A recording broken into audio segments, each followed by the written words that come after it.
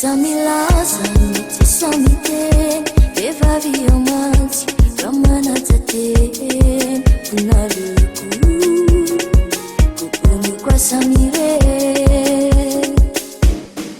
Sao mahafantatra ny tokony ataoko, miononao fa malala tsy tiana, na dia hoe tena bava, dia ny tsara ho siany mahina, fa hoy aho hoe mbola hoaliana tsara indray androany,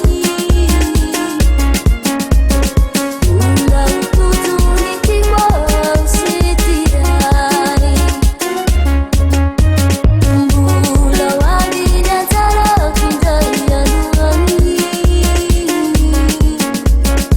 efa miandra ilay volony raha ianihoany.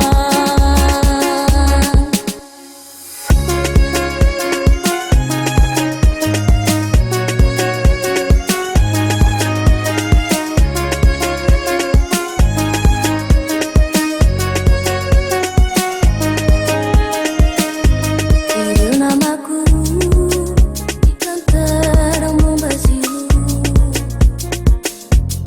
miendriky ho faly nefa tena mararifo,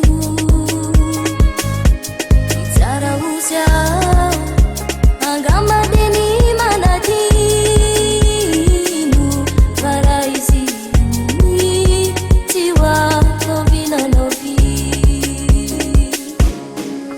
Sao mahafantatra ny tokony ataoko, miononao fa malala tsy tiana, na dia hoe tena bava.